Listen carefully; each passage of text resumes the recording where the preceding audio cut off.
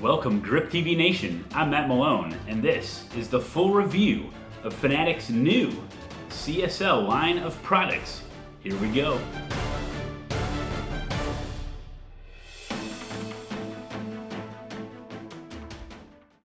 Alright guys, let's start with the pedals. These are the CSL pedals.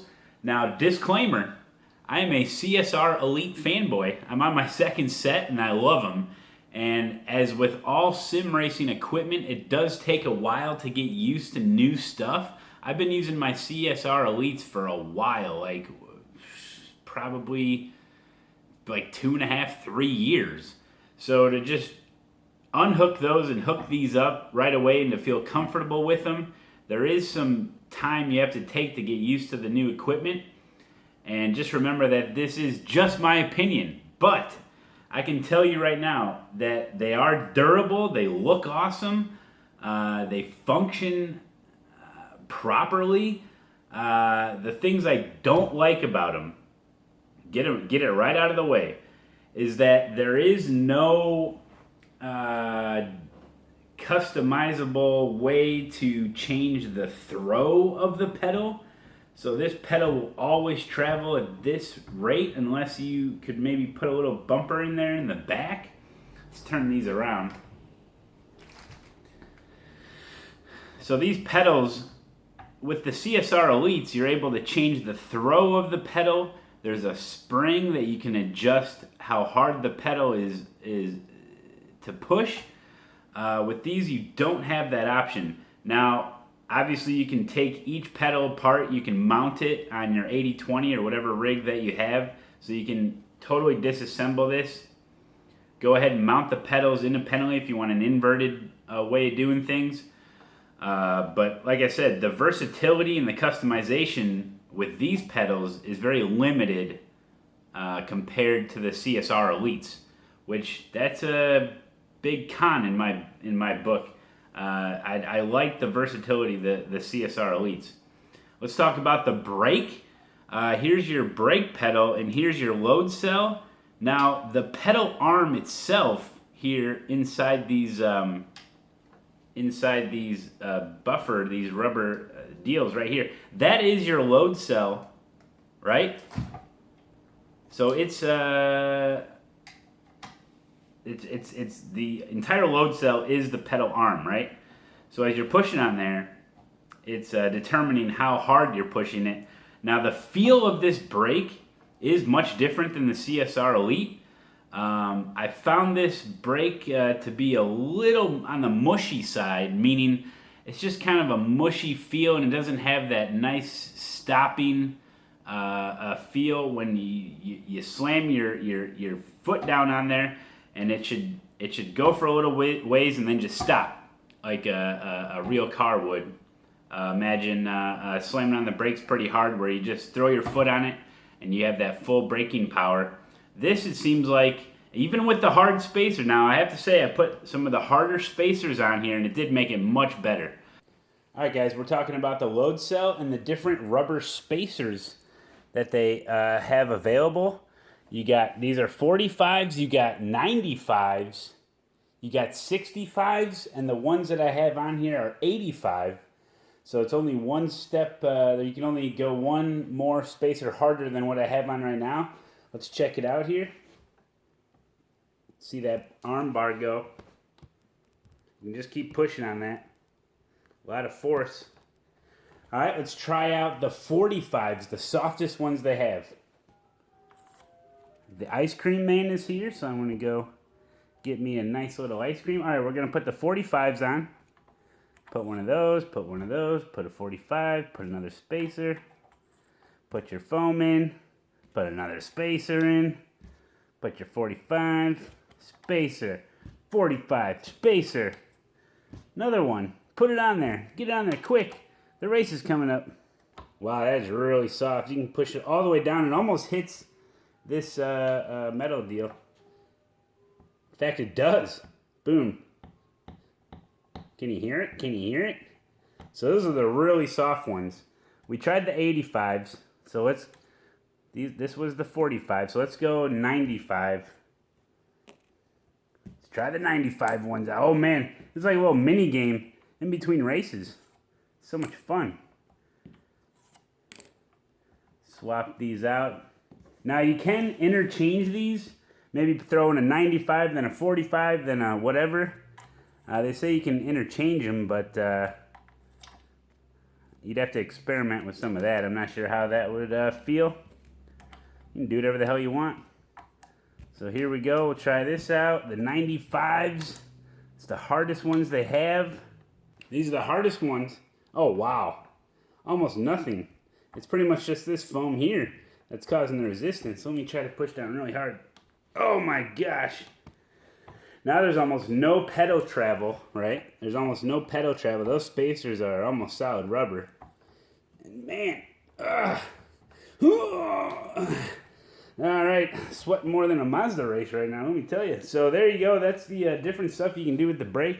And like I showed you, this all just pops right off right here. You can intermix all these. But that's the, now the load cell is this. It's actually the pedal arm itself. It's this actual thing. If you can see in there, there's stuff in there. There's some technology in there, guys. It's technology. And so somehow it's able to detect how hard you're pushing on it. But that's the load cell. That's how it works with all the spacers. You got 4 different hardness of spacers. You can intermix them. So go at it. For me, I didn't really have a great time with it. They say it's an upgrade from the CSR Elites. I don't think it is, in my humble opinion. But there we are. But and also the throttle and the clutch here. The clutch is definitely much harder to push down than the throttle. The throttle is very easy to push down. There's no way to adjust this. If you want some more resistance there to the throttle, I mean, maybe you could put something in between here, but there's no way right now to be able to change that resistance there. But the clutch is much harder than the throttle itself. Now, to adjust, like if you're worried about the throw of the clutch, just short calibrate it. I even do that with my CSR Elites, and I still have a shorter throw on it. But like I said, you can't change the throw of them. You can't change the resistance of them. I'd spend $100 more and get the V3s. That'd be my opinion. These are $200 for the pedals alone, with everything that you see here, with the load cell and all that stuff, the third pedal. For $100 more, you'd be looking at the V3s. And from what I hear, I've never used them. From what I hear, they're pretty amazing. The one thing I really do like about it is the simplicity in design. The CSRs are a little, you gotta finagle them the way they're designed on the actual mount here. With these, you just start unscrewing stuff. They pop right off. Best thing about it is this module system here. Everything is plugged into this module system, and then you have your USB port from right there. This is great. You're not gonna have the tiny little wires from the CSR Elites that gave me some issues. Here's your plug-in to go right to the wheel if you want to do that. But you can adjust these. You can even move them left and right, get them closer if you're going to do heel and toe. But this module is a great, I love that. That's a great design there that they have. We got pads here. Let's see how good it is on the carpet. All right, guys, let's try it on the carpet here. There's nothing here. Look.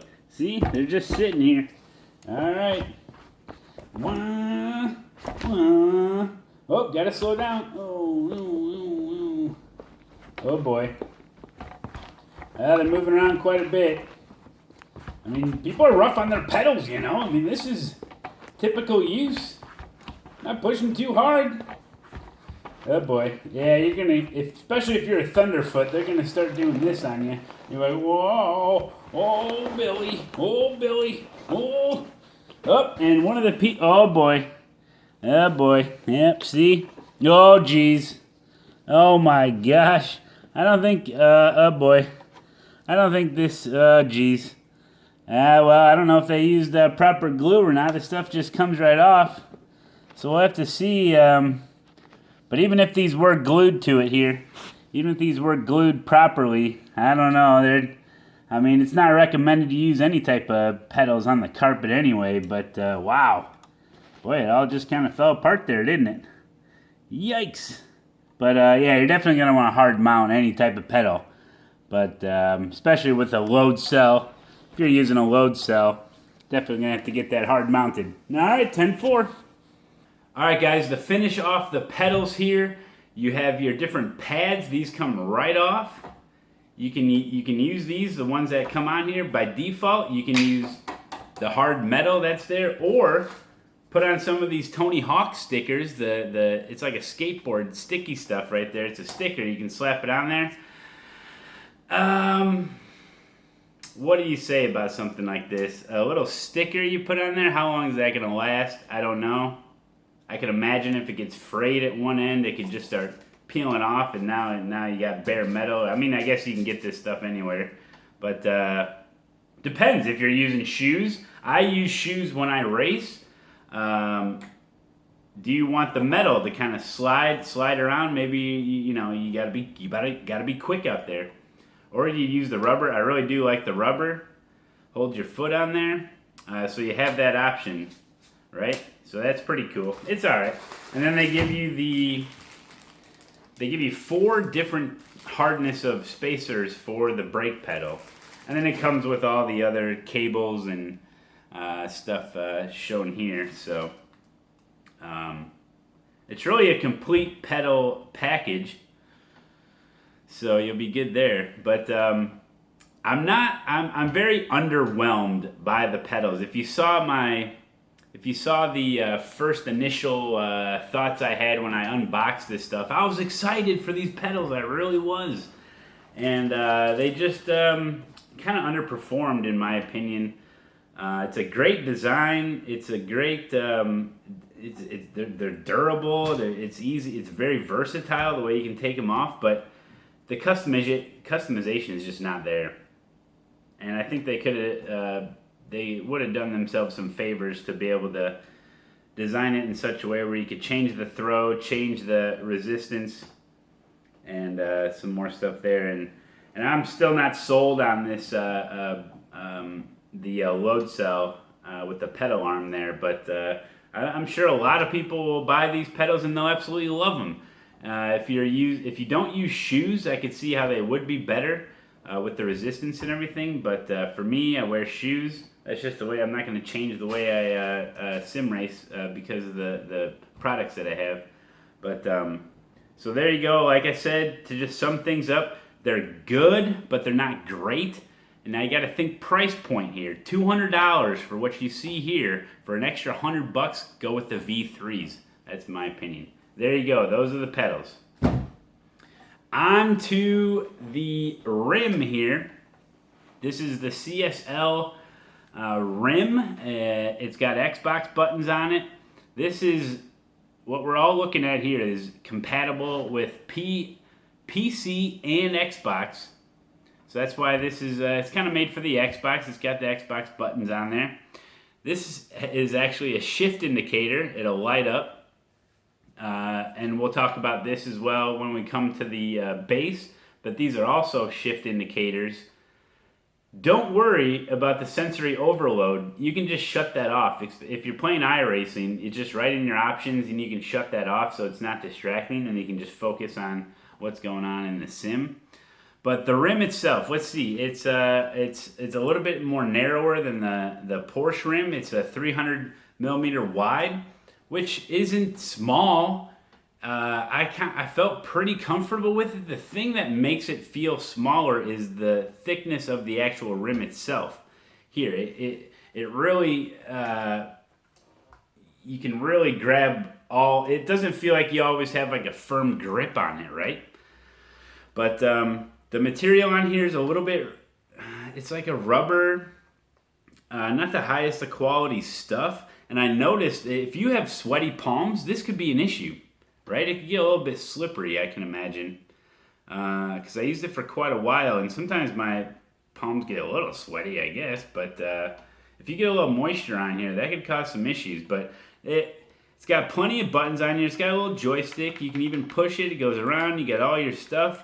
You have, I mean, you probably still will have to have like a button box or something to accommodate all the custom buttons that like iRacing has to offer. But it has enough to just kind of get you started. I remember when I used the CSR wheel, it's set up like this with like Xbox buttons, and I was able to manage, like you can manage your black boxes really easy. Like this, you go up and down, you know, like this, that, and the other thing, and you can use this Xbox button for a reset button. That's what I was doing when I was using it. So you just press, when you crash, you just press and hold the Xbox button, and you can go back to the pits. The paddles, they still do make a click noise. I don't like the stuff that makes click noise. I like to have a tactical feel, but I like them to be kind of quiet. These, they're not really loud, which is great. They're well placed, in my opinion. They do feel a little, they don't give you that satisfying tactical feel. It's just kind of mushy, but they work. They're not too big. Sometimes they can be too big and they can get in the way if you're trying to watch it or something, you know? And so it's not, they're fine. The paddles are fine. They work as intended. You know, for 100 and, I forget the price, it'll be on the screen. For this rim, I mean, I'm trying to compare it with my Porsche rim, which is ridiculous, the price point difference. But for the price, this rim is actually good. If you really don't like the Xbox stuff, then maybe go with something else. But if you can stand like the Xbox buttons and you don't mind that kind of stuff, maybe you got a button box anyway, so you don't really care, then it's not bad for the price. Like I said, you can turn this shift indicator off. The connection, the one thing I don't like with this connection here is it's like a wristwatch. See how that's like it's like a wristwatch thing, and you stick the screw down in there. And this thing is tough to get on the base, right on the rim, on the base. You gotta jam it on there. Then you're like pushing here. With the Porsche rim, it has the you just kind of set it in there, right? And then you have that little plastic thing where you can shove it, and then you shove the plastic thing on there to get that firm grip so it goes all the way in. This thing, to get the hole lined up with the deal, I mean, you think you're gonna like break something. Once you get it on there, you know, people aren't switching rim. I mean, they always talk about this quick release. I don't know too many people that are switching their rims out like, what, every other race or something? So once it's on there, you just leave it on there and it's all right. But yeah, same connection. This will fit on the V2. It'll fit on the CSL base. It's the same exact hub and everything that they use. So for the price, this rim is actually really good. It is a little bit smaller than the 320, but really, I mean, you get used to it really fast. And it's very rigid. It does not feel like a toy. This is all solid right in here. But you know, it's simple. You know, it's simple. Some people like the minimalistic design. So there you go. That's the rim. And not much more else I can tell you about it. This is plastic on the back end here, but it's a metal front. It's a metal front. So, all right, now we will move on to the base. Well, guys, what can I say about the new Fanatec CSL wheelbase? It is by far the shining star of the entire bundle. I am pleasantly surprised and of the performance and strength of this base. I used this rim on there. I put the Porsche rim on there, which is pretty beefy wheel. And I'm telling you, this thing for $300 standalone $300 for this base is a hell of a price.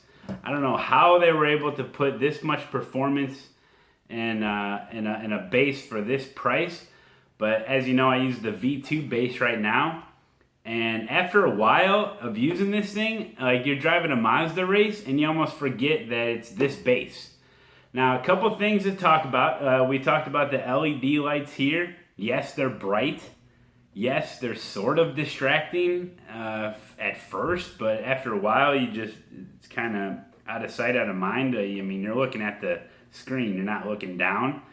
Like I said, you can turn that off in the options. I would just turn it off.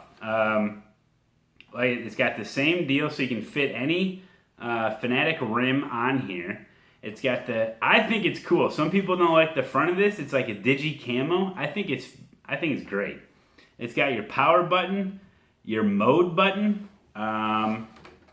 Underneath, it has the same. Now, I know in my initial first impressions video, I said that it had the same mounting screws as the V2.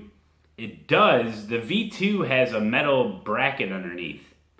And that metal bracket fits onto the 3 holes, like in this design, right underneath the V2.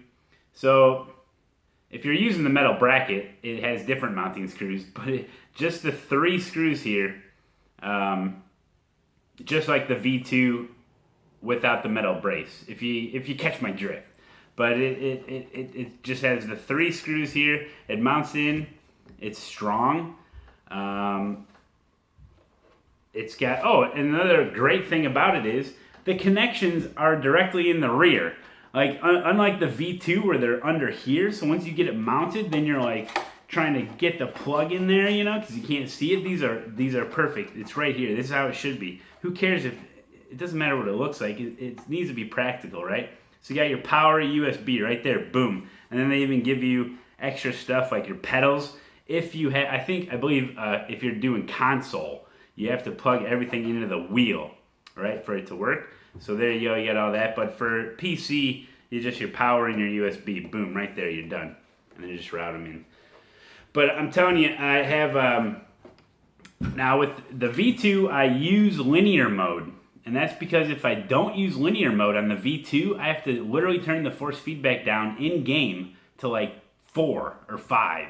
And even then, sometimes it progressively gets stronger as you turn it. So I use linear mode with the V2 base in iRacing. With this, I tried it with linear mode on and linear mode off. With linear mode on, you can't quite turn the force feedback up enough to get enough forces, and then it starts blipping red on the top on your force feedback. So I used this base with linear mode off, and it performed. It was nice. It was amazing how strong this thing is. Now, you're not going to get the detail. You're not going to get the true little things, the very good detail that the V2 is going to give you. Don't get me wrong. This is a great base, but you got to think price point. This is half the price of the V2. But it's not 50% of the performance. It's got to be like 80% of the performance of the V2.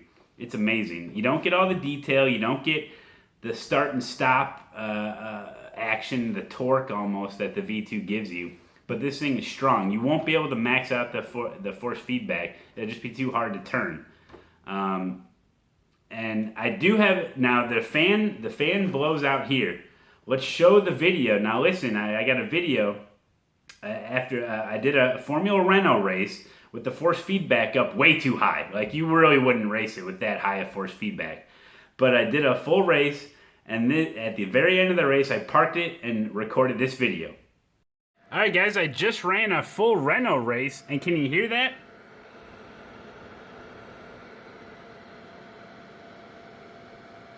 Sounds like a jet engine. Thing is pretty warm, actually. I got the force feedback up kind of high. I got the Porsche rim on it.